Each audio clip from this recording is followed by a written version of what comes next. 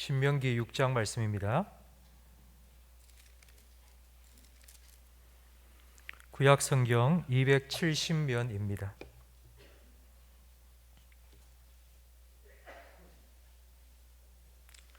신명기 6장 4절부터 9절까지 저와 성도님들 한 절씩 번갈아가며 읽겠습니다. 이스라엘아 들으라, 우리 하나님 여호와는 오직 유일한 여호와이시니 너는 마음을 다하고 뜻을 다하고 힘을 다하여 내 하나님 여호와를 사랑하라. 오늘 내가 내게 명하는 이 말씀을 너는 마음에 새기고 내 자녀에게 부지런히 가르치며 집에 앉았을 때든지 길을 갈 때든지 누워 있을 때든지 일어날 때든지 이 말씀을 강론할 것이며 너는 또 그것을 내 손목에 메어 기호를 삼으며 내 미간에 붙여 표로 삼고 또 내 집 문설주와 바깥문에 바깥문에 기록할지니라. 기록할지니라. 우리 방역 당국에서 오늘 아침에 교회를 왔다 갔습니다. 그러면서 당부하기를 설교자도 꼭 마스크를 끼고 설교하라고. 그래서 제가 오늘은 마스크를 벗지 않고 그렇게 설교를 하도록 하겠습니다. 제가 지금 웃고 있는데 안 보이시죠? 네. 보이세요? 감사합니다. 수능 시험이 이제 마쳤습니다. 우리 교회에서도 12명의 자녀들이 수능 시험을 쳤습니다. 수시 그리고 정시 그리고 또 수능 시험을 치고 나면은 논술과 면접 그리고 예능 쪽에 있는 학생들은 실기 시험까지 준비를 해야 됩니다. 계속되는 입시 준비하고 있는 우리 자녀들 위해서 여러분 기도해 주시기 바랍니다. 근데 입시가 끝나고 나면 고등학교나 그리고 입시 학원 앞에 현수막이 다 붙습니다. 어떤 현수막인지 보신 적 있으십니까? 이름을 누구 스카이 합격 뭐 이런 현수막 붙어 있는 거 보신 적 있으시죠? 그걸 지나가면서 봤다. 이러면 어떤 마음이 드십니까? 그걸 보면 아이고 저 학교는 저래 좋은 학교에 많이 보냈네. 좋은 학교인가 보다. 저 학원에는 아이고 저렇게 또 많이 보냈네. 좋은 학교인가 보다라고 생각하시지 않습니까? 요즘은 결국 실력은 성과로 다 판단을 하는 시대가 된 것 같습니다.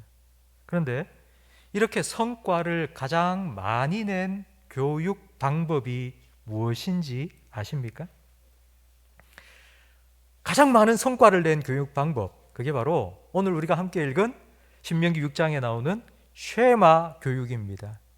쉐마 교육이라는 말은 아마 여러분 다 들어보셨을 겁니다. 쉐마 교육은 바로 유대인들의 교육 방법입니다. 근데 유대인들이 세상에서 얼마나 아주 특별한 그런 재능을 발휘하면서 세상을 뒤집어 엎을 만한 그런 놀라운 성과를 거두었는지는 우리가 너무나도 잘 알고 있습니다.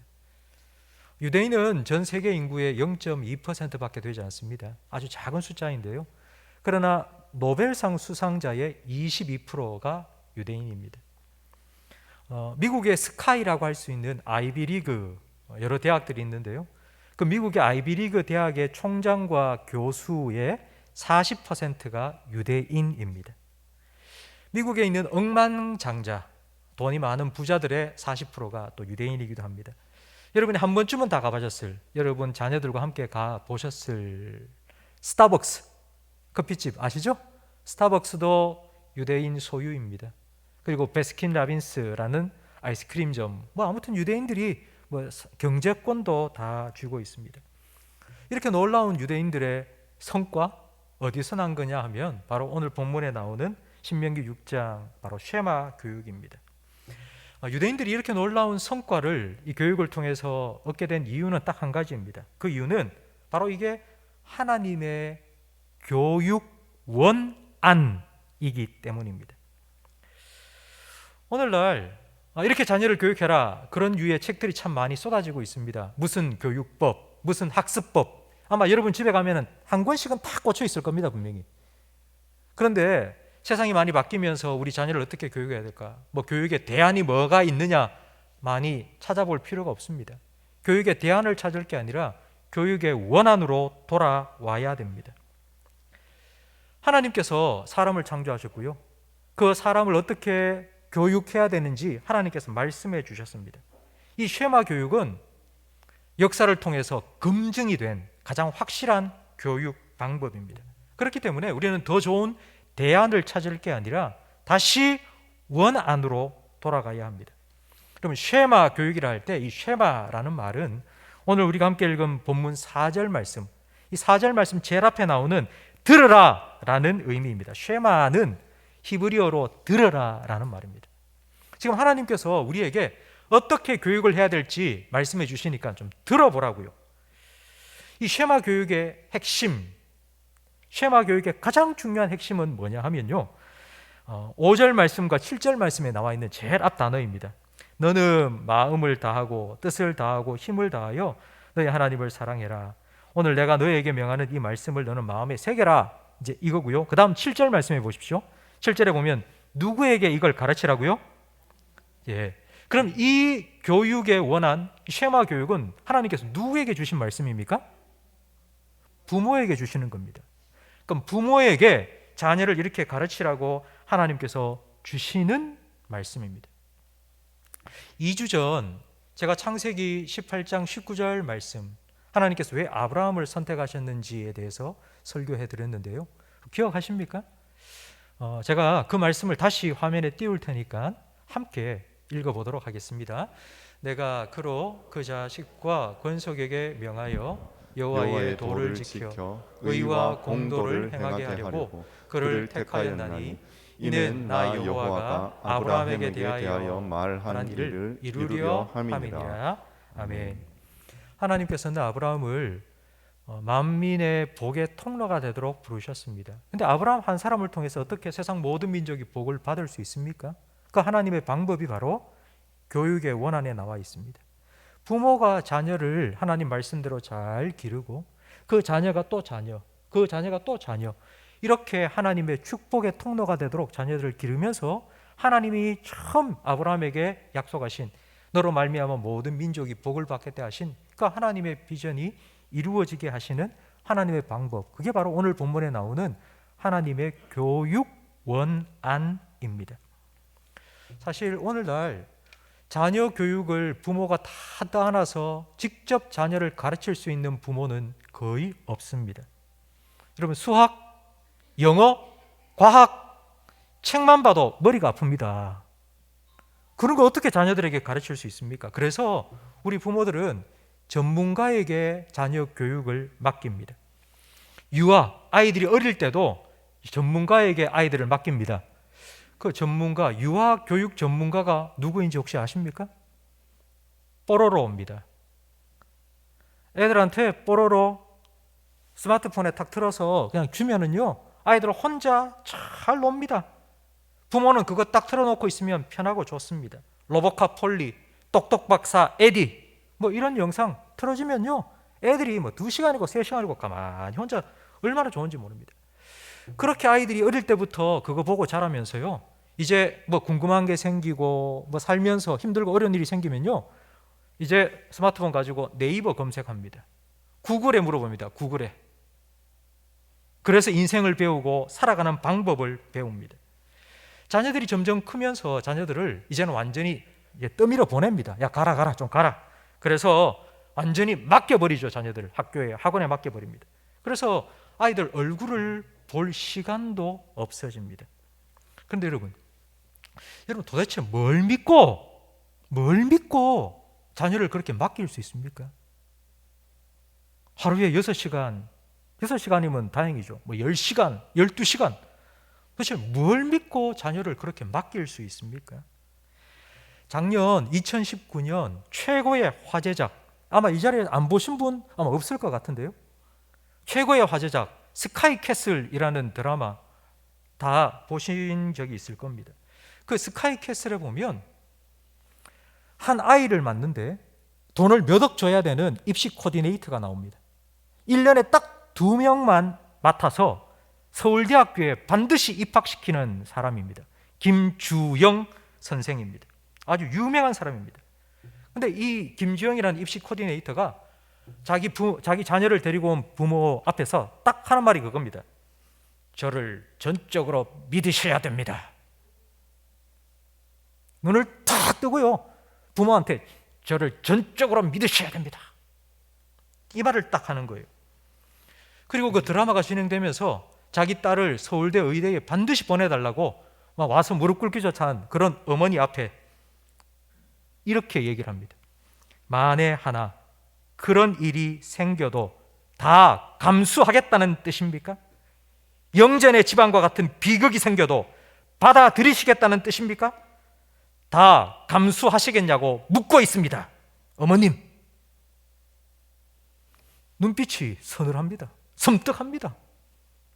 영전의 집은 자기한테 맡아서 애 대학교 입학시켰는데 대학교 입학하고 난 다음 그렇게 자기를 괴롭혔던 부모 복수하고 결국 어머니가 자살을 하고 맙니다. 근데 그런 일이 너의 집안에 일어나도 감수하겠냐고. 딸만 거기 보내면 감수하겠냐고. 여러분 어떻게 하시겠습니까? 그런데 그 엄마는요, 예, 감수하겠습니다 하고 딸 맡깁니다.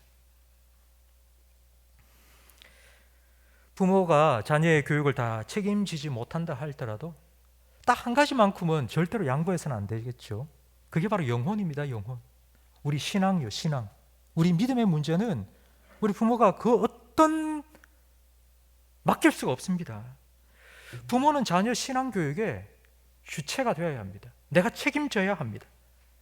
여러분, 내가 부족한데, 나도 믿음이 부족한데, 나도 믿음대로 잘 살지도 못하는데 내가 뭘, 혹시 이런 생각하십니까? 제가 2주 전에 설교하면서 여러분에게 이런 말씀을 드렸습니다. 여러분, 지금 이 자리에 나와서 예배 드리고 있다는 건 여러분 하나님 다 믿고 있는 거예요. 내 믿음이 아무리 겨자씨 한 알만큼 작다 할지라도요, 그게 나를 통해서 우리 자녀들에게 전해지고 심겨지면요, 하나님께서 거목으로 자라가게 하실 수 있습니다. 우리는 그걸 믿고 자녀들에게 이 신앙 교육을 해야 되는 겁니다. 여러분 오해하지 마세요. 제 말을 잘 들어보세요. 부모의 역할은 내 신앙을 자녀에게 물려주는 게 아닙니다. 잘 들어보세요. 다시 말씀드립니다. 내가 가지고 있는 신앙을 자녀에게 물려주는 게 아닙니다. 내가 믿고 있는 그 하나님이 누군지를 자녀에게 알려주면 됩니다. 내 신앙, 나하고 똑같이 신앙생활해라. 여러분 그렇게 말하고 싶습니까? 나보다 더 잘하면 좋지 않겠습니까? 그러니까 내가 믿고 있는 그 하나님이 어떤 분인지를 자녀에게 알려주는 것, 그것이 우리가 해야 될 사명입니다. 그래서 저는 이 부모의 역할이 다리의 역할이라고 생각합니다. 다리는요, 양쪽을 이어줍니다. 자녀와 하나님, 하나님과 자녀 사이를 이어주는 역할을 하는 게 결국 부모가 해야 되는 역할입니다. 그렇다면 부모는 도대체 어디에서 자녀를 신앙으로 가르쳐야 되겠습니까? 여러분 7절 말씀에 보면 나와 있습니다. 7절 말씀에 내 자녀에게 부지런히 가르치며 집에 앉았을 때든지 길을 갈 때든지, 집에서도 그리고 집에서 나와서 길을 갈 때에도 계속해서 말씀을 가르치라고요. 이걸 딱 한마디로 하면은 이렇습니다. 저를 따라 하시기 바랍니다. 자녀와 함께 있는 어디서나, 예, 자녀와 함께 있다면 어디서나 하나님의 말씀을 우리는 가르쳐야 됩니다. 1948년 5월 14일 1948년 5월 14일은 무슨 날인고 하니 이스라엘이 2500년 만에 나라로 독립을 한 날입니다. 그동안 유대인들은 2500년 동안 나라 없이 떠돌이 생활을 했습니다. 전 세계 50개국에 흩어져서 살았던 유대인 250만 명이 그날 이스라엘, 지금 이스라엘 땅에 다 몰려들었습니다. 그래서 한 나라를 이루고 유엔에서 독립국가로 인정을 해준 겁니다. 근데 생각해 보세요. 수천 년 동안 나라가 없습니다. 여러 나라에 흩어져 살았습니다. 우리나라도 참 이민을 많이 갔죠. 근데 이민 간 2세대, 그러니까 아버지가 이민 가서 그 이민 간 그 나라에서 아들을 낳고 딸 낳고 그렇잖아요. 그럼 2세대만 돼도 한국말 잘 못합니다. 한국말 시키면 저 한국말 잘 못해요. 뭐 이렇게 얘기합니다. 2세대만 돼도. 그런데 유대인들은요 2000년이 지났어요. 그런 사람들이 250만 명이 한 나라에 모여서 과연 나라가 될까요? 과연 그 나라가 나라로서 존재할 수 있을까요? 예, 모이자 말자 이스라엘 강력한 나라가 되었습니다. 지금도 보세요. 그 좁은 땅덩어리에 주변의 모든 아랍 국가가 막 달려들어도 끄떡하지 않는 그런 강한 나라가 될 수 있던 이유가 뭘까요? 말이 전부 다 50개국이 흩어졌던 그 이민자들, 유대인들이 모였는데도 다 유대 말을 하는 거예요. 어떻게 해요? 오늘 본문 말씀대로 교육을 했기 때문이에요. 길을 갈 때이든지 집에 앉았을 때이든지 자기 나라 말로 된 성경을 펴서 그 성경 말씀 함께 읽고 함께 암송하고 그 말씀 함께 나누면서 그 나라 말을 잊어버리지를 않은 거예요. 신앙교육이 철저하게 된 거예요.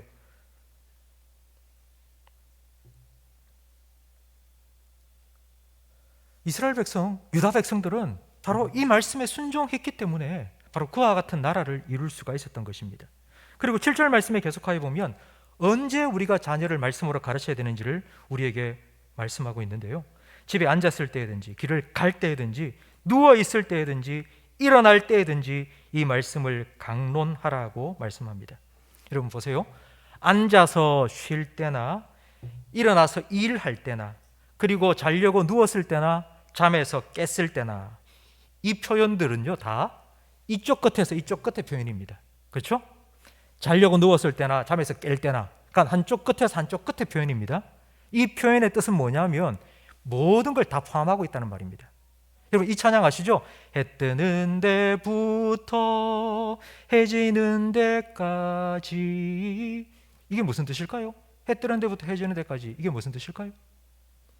모든 세상 전부에서 온 세상 전부에서 다 하나님을 찬양하자 그런 의미입니다. 그럼 언제 우리가 자녀를 교육시켜야 되느냐? 자녀와 함께 있는 언제나 자녀와 함께 있는 언제나. 성도 여러분 2020년 올해에는 본의 아니게 우리가 자녀와 함께 할 수 있는 시간을 참 많이 가졌습니다. 여러분 어떠셨어요? 가족과 함께 있는 시간, 자녀들과 함께 보내는 시간, 많은 그 시간을 여러분 어떻게 보내셨습니까? 앞으로도 이런 시간이 우리에겐 더 많아질 것 같습니다. 앞으로도 더 있을 것 같습니다. 이제 좀 있으면 또 겨울 방학이 다가옵니다. 그래서 자녀들이 아마 집에 또 있는 시간이 늘어날 거고요. 오늘도 우리 교회 주일학교 예배는 전부 다 우리 영합으로부터 중고등부 청년부 예배까지 모든 주일학교 예배 다 온라인으로 전환했습니다. 코로나 확산이 심상치 않아서 선제적으로 우리가 온라인 예배로 전환을 했습니다. 지금도 우리 자녀들 온라인으로 지금 가정에서 예배를 드리고 있을 겁니다. 여러분 자녀들이 가정에 함께 있는 그 시간, 자녀들이 앉아 있고 잠자려고 누워 있고 여러분 그 시간에 여러분 어떻게 하시겠습니까? 언제나 자녀와 함께 있는 시간 하나님 말씀을 전하고 가르쳐라. 사실 이 말씀이 우리 부모에게는 참 부담스럽습니다. 근데 부모에게만 부담스러운 게 아닙니다. 자녀들도 이 말씀을 들으면요 자녀들 경기를 합니다. 부모만 그게 아니고요 자녀들도 이 말씀을 들으면요 치를 뗄 겁니다. 아마. 여러분 시도 때도 없이 눈만 떴다 하면 옆에서 아버지가 어머니가 성경 말씀 읽어라 뭐 성경에 어디 뭐 어떤 말 나온다 그런 얘기만 계속 한다고 생각해 보십시오. 아마 저 같아도 가출하고 싶을 겁니다.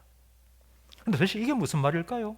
앉았을 때나 길을 갈 때나 자려고 누웠을 때나 깰 때나 하나님 말씀을 가르쳐라. 이게 무슨 의미일까요? 이건 바로 이런 의미입니다. 하루 종일 따라다니면서 성경 이야기를 해줘라 이게 아니고 살아가는 모든 순간순간이 하나님의 말씀을 가르칠 수 있는 기회가 된다는 의미입니다. 예수님께서는 제자들을 모아 3년 동안 제자 훈련을 하셨습니다. 근데 예수님의 제자 훈련은요 함께 먹고 자고 길을 가면서 하신 훈련입니다. 길 가면서 심지어는 들에 꽃이 피어 있는데 이 꽃을 좀 봐라. 새가 날아다니면 새를 좀 봐라. 주변에 일어나고 있는 모든 일들을 통해서 하나님을 전하고 말씀을 가르쳤습니다. 이게 바로 예수님의 제자 훈련입니다. 부모님이 자녀에게 하나님 말씀을 가르치라는 말은 바로 이렇게 예수님께서 3년 동안 제자 훈련을 했던 것처럼 자녀를 제자 훈련을 시키라는 의미입니다. 앉아놓고 특별한 날 정해서 앉아 그래서 성경 펴 성경 공부하고 뭐 외워 이게 아니고요. 그냥 일상생활 속에서 툭.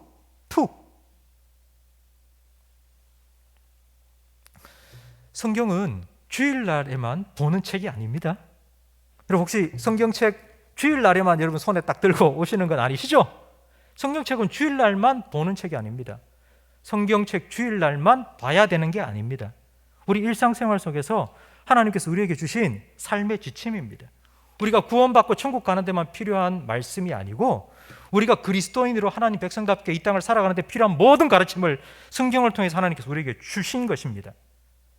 디모데후서 3장 16절 말씀을 우리 화면을 보면서 함께 읽겠습니다. 모든 성경은 하나님의 감동으로 된 것으로 교훈과 책망과 바르게 함과 의로 교육하기에 유익하니 이는 하나님의 말씀으로 온전하게 하며 모든 선한 일을 행할 능력을 갖추게 하려 함이라. 아멘. 성경 말씀은 우리로 하나님 사람이 되도록 하는 것뿐만이 아니라 하나님 사람답도록 만들어줍니다. 다시 말씀드립니다. 성경 말씀은 우리가 하나님 사람이 되게 만드는 것뿐만 아니라 하나님 사람답게 만들어줍니다. 그 말씀에 순종하면서 우리는 하나님 자녀답게 살아갈 수 있습니다. 그렇기 때문에 성경 말씀은 어떤 특별한 한 순간, 특별한 영역이 아니라 우리 삶의 전반적인 모든 우리 삶의 영역에, 모든 삶의 순간에 적용됩니다. 제게는 두 자녀가 있습니다. 딸이 있고 아들이 있는데 제 아들이 어렸을 적 참 좋아했던 영화가 라이언 킹이라는 영화입니다. 사자가 나와서 아빠 죽고 뭐 그런 영화거든요. 만화 영화입니다.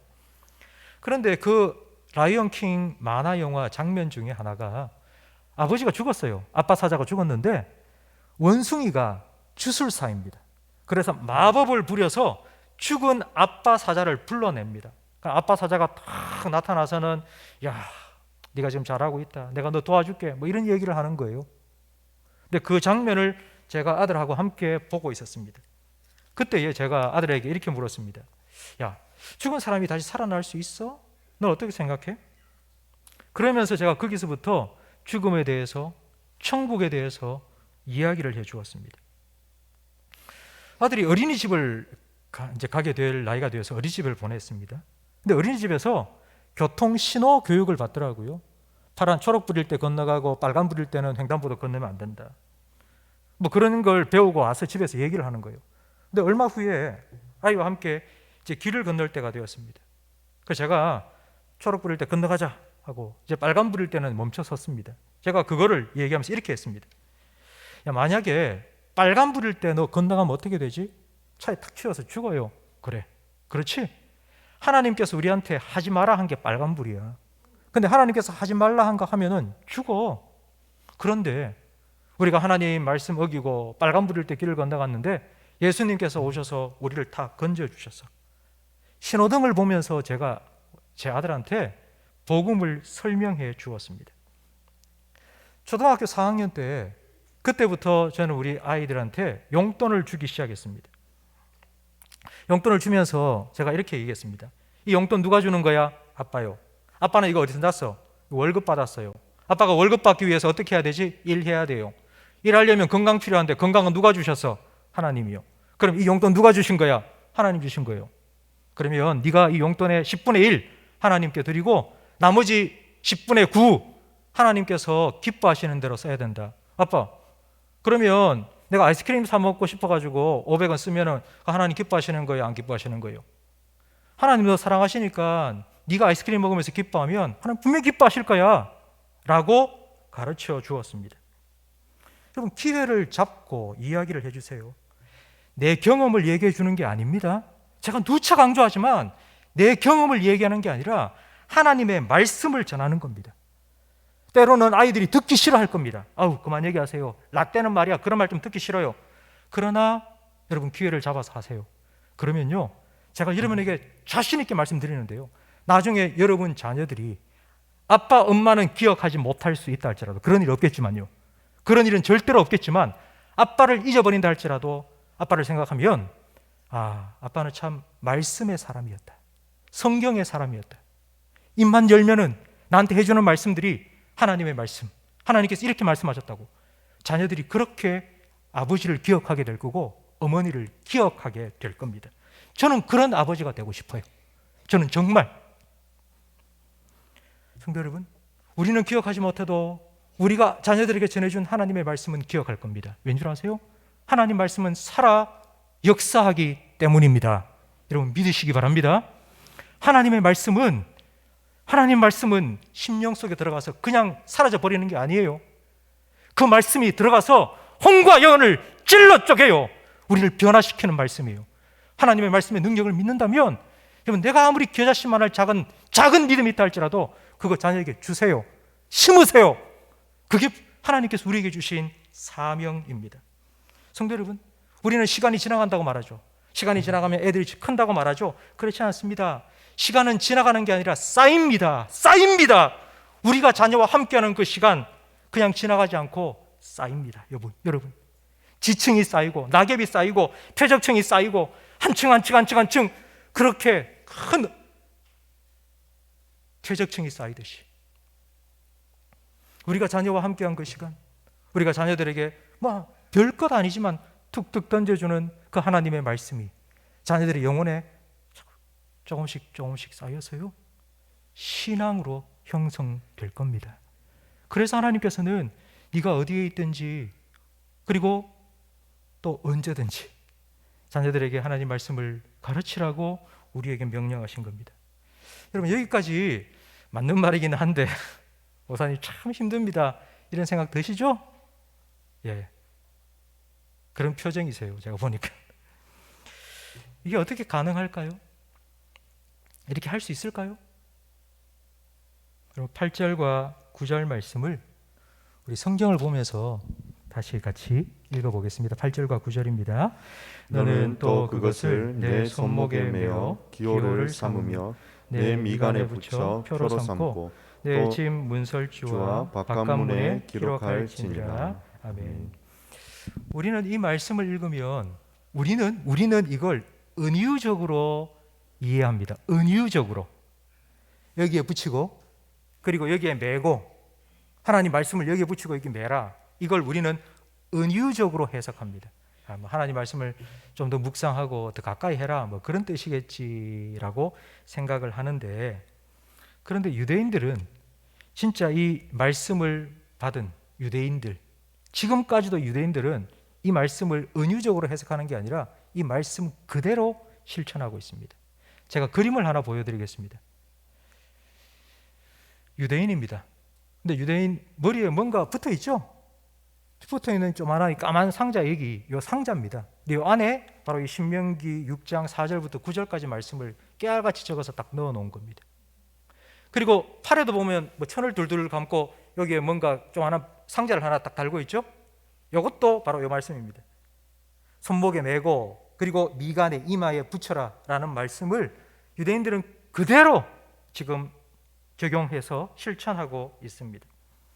그런데 여러분, 여기서 저렇게 이마에 붙이고 말씀을 그리고 팔에 붙이고 다녀야 될 사람은 누구일까요?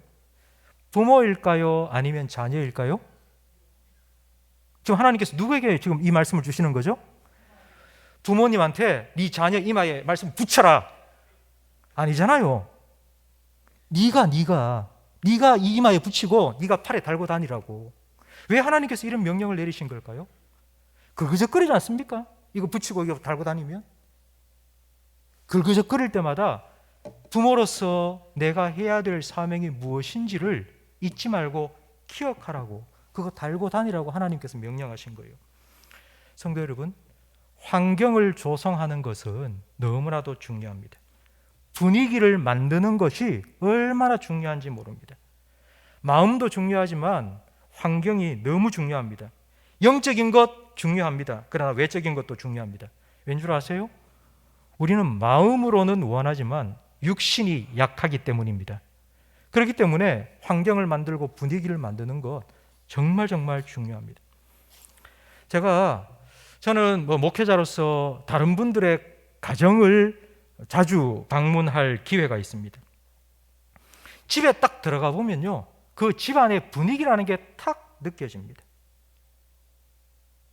혹시 여러분 다른 집에 혹시 최근에는 가본 적이 없으시겠지만 가보신 적 있습니까? 문을 열고 딱 들어가는 그 순간에 그 집안의 분위기가 딱 느껴집니다. 거실에 뭐가 있는지, 그리고 책꽂이를 딱 보면 거기에 꽂혀 있는 책이 어떤 종류의 책인지, 그리고 액자가 걸려 있는데 어떤 액자가 걸려 있는지 딱 보기만 해도 느껴집니다. 아, 이 집은 어떤 집안이구나, 어떤 가정이겠구나 라는 느낌이 탁 옵니다. 우리가 예수 믿는 가정이라면 집에 딱 들어가면요, 예수 믿는 집이라는, 예수 믿는 가정이라는 표시가 좀 나야 되지 않겠습니까? 그래서 하나님께서 이 명령하신 거예요. 좀 여기도 붙이고 이거 달고 문설주에도 기록해 놓고 그리고 바깥문에도 기록을 하라고. 저는 특별히 제일 마지막에 나오는 바깥문에 기록해라. 이 바깥문이라는 건 대문 바깥입니다. 대문 바깥. 어떤 제가 길 가다가 집을 보니까 대문 바깥에 뭐가 종이가 붙어 있더라고요. 종이 뭐냐 하니까 입춘백일, 소문 만복래. 이게 한문으로 들어가서 뭐 빨간 도장 꼭 찍어가지고 뭐 이렇게 쫙쫙 붙여놨더라고요. 하나님께서 뭐 그런 것처럼 성경 말씀을 대문 바깥에 붙여놓아라 이런 의미일까요? 뭐 그렇게 생각할 수 있겠죠. 하지만 저는 이것도 부모를 위한 일이라고 생각이 되었습니다. 집에 들어가기 전에 부모가 일 다 마치고 이제 집에 들어가기 전에 바깥에 붙어 있는 그 말씀, 이 신명기 6장 말씀을 보고 들어가라고. 회사에서 우리가 과장으로 일을 하고 부장으로 일하지 않습니까? 회사에서 일 마치고 퇴근합니다. 그럼 집에 들어갑니다. 그럼 집에 문 열고 들어가기 전에 이제 그렇지! 내가 집에 들어가서 내가 이 일을 해야지. 내가 회사에서 퇴근하고 집에 들어가 쉬는 게 아니라 이제는 가정에 출근한다고요. 가정으로 출근한다고 생각을 하고 들어가라고요. 여러분, 목사님 너무 힘들어요. 회사에서도 그렇게 열심히 일하고 집에 가가지고 또 말씀을 가르치고 이거 하라고요. 목사님 정말 힘들어요 라고 생각을 하시는 눈빛입니다. 지금. 네, 맞습니다. 좀 힘든 일입니다. 저는 목사입니다. 목사인데도 제가 집안에서 우리 자녀들에게 이렇게 말씀을 가르치고 이렇게 살아가는 게 힘들더라고요. 여러분 얼마나 더 힘들겠습니까? 자녀들 뭐 힘든 일이 있어서 아빠 이래요 저래요 얘기를 할 때 어떻게 하면은 정말 완전히 고리타분한 그런 얘기가 아니라 하나님의 말씀을 잘 풀어서 아이가 이해하기 쉽게 설명을 해줄까, 마치 정말 설교를 하듯이 단 한마디를 해도 고민하고 생각해서 한마디를 해주는 게 정말 힘듭니다.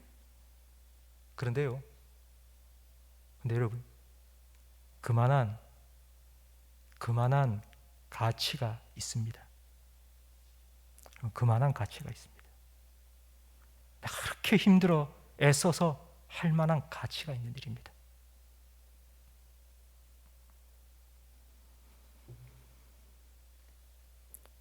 힘들어도 해야 될 일이고요. 여러분이 정말 사랑하는, 대신 아팠으면 좋겠고, 대신 힘들었으면 좋겠고, 대신 내가 그 고통을 겪었으면 좋겠고, 그만큼 사랑하는 자녀들을 위해서 여러분이 해줄 수 있는 가장 큰 일이라는 것 여러분 믿으셔야 됩니다. 이 일은 그 누구도 대신해 줄 수가 없습니다. 여러분이 회사에서 하는 일, 그거는 내가 없어도 누군가 금방 대신 들어와서 다 합니다. 그렇죠? 내가 없으면 안 될 것 같은데 그렇지 않습니다. 내가 없어도 다 됩니다. 그런데 하나님께서 우리에게 맡겨주신 부모, 이건 절대로 누군가가 대신할 수 없습니다. 하나님께서 우리한테 맡겨주신 일입니다. 우리 교회에서도 두란노 아버지 학교를 한 적이 있습니다. 두란노 아버지 학교, 두란노 어머니 학교, 거기에 참여를 한 분들 제일 먼저 구호를 외치는데요, 두란노 아버지 학교에서 제일 먼저 외치는 구호가 뭐냐면요, 이겁니다. 저를 한번 따라 하시기 바랍니다. 하나님, 제가 아버지입니다. 뭐 모릅니까? 아버지지. 다 알죠?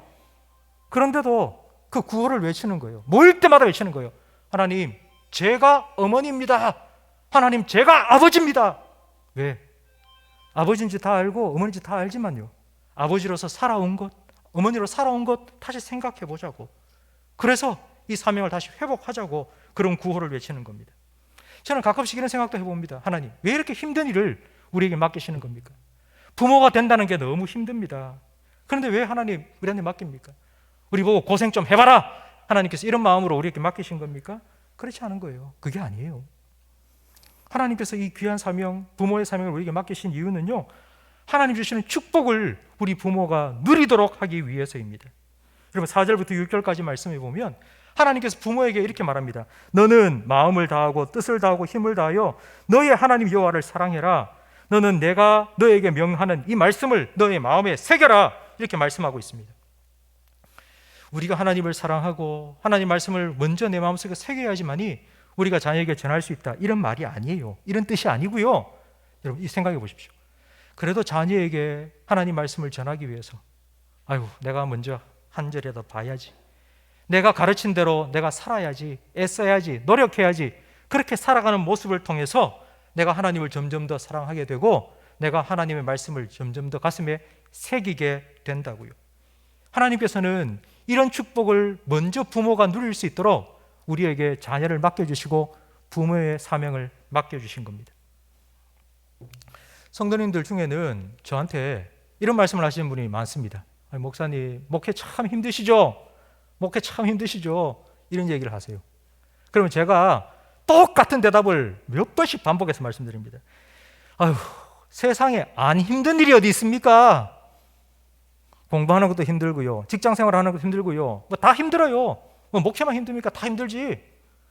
그런데 목회에는 더 큰 은혜가 있고 축복이 있습니다. 제가 목회하면서 제가 누리는 축복이 뭐냐 하면요, 고린도전서 11장 1절 말씀입니다. 화면을 보면서 같이 읽어볼까요? 내가 그리스도를 본받는 자가 된 것 같이 너희는 나를 본받는 자가 되라. 처음에는 이 말씀이 저한테 얼마나 큰 부담이 됐는지 모릅니다. 야, 내가 얼마나 예수님을 본받아야지 성도들한테 나 좀 본받아라 이런 말을 할 수가 있을까 싶었는데요, 그게 아니고요. 성도님들한테 내가 설교하면서 한 이야기, 제가 잘해서 나도 그렇게 살기 때문에 하는 게 아니고 하나님의 말씀이기 때문에 전하는 겁니다. 여러분 아세요?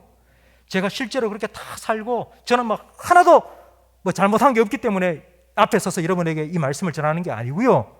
저도 부부싸움 하고요, 저도 자녀들 마음 아프게 하고요, 다 합니다. 그런데도 이게 하나님 말씀이기 때문에 여러분에게 전하는 거고요. 전하고 난 다음에 니나 똑바로 살아라, 니나 잘해라, 이런 얘기를 안 듣기 위해서 저는 애쓰고 노력하는 거예요. 여러분 다시 한번 들어보세요. 제가 잘해서 하는 말이 아니라 그게 하나님의 말씀이니까 전하고요, 전하고 난 다음에 너나 잘하세요 라는 말을 듣지 않도록 애씁니다. 이런 애씀이 있기 때문에 제가 변화되더라고요. 제가 먼저 변화되더라고요. 여러분이 그렇게 사세요라고 말하는 제가 먼저 그렇게 살아가더라고요. 12월 월간 만나 책으로 크리스마스를 위한 지저스 콜링, 그 책을 선정했습니다. 그리고 그 책 읽어주라고 제가 말씀드렸죠. 그래서 제가 지난 수요일 저녁부터 주사람한테 그 책을 읽어주고 있습니다. 자기 전에 제가 한 장씩 읽어주고 있는데 주사람이 한 장 딱 읽어주고 이제 자려고 누우니까 자꾸 옆에서 더 자꾸 더 그러는 거예요. 이러다가 또 2장씩 3장씩 읽어줍니다. 그런데 이렇게 며칠을 읽어주고 나니까요 너무 좋더라고요. 진짜 예수님의 마음이 느껴지고요, 제가 막 글을 읽으면서 진짜 예수님의 마음이 이렇게 느껴지는 게 정말 울컥울컥 하더라고요.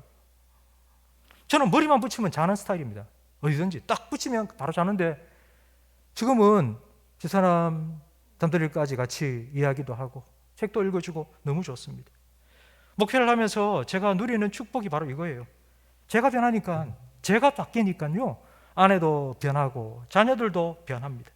내가 그리스도를 본받은 것처럼 너희는 나를 본받으라, 이게 부담이 아니고 축복임을 깨닫게 되었습니다.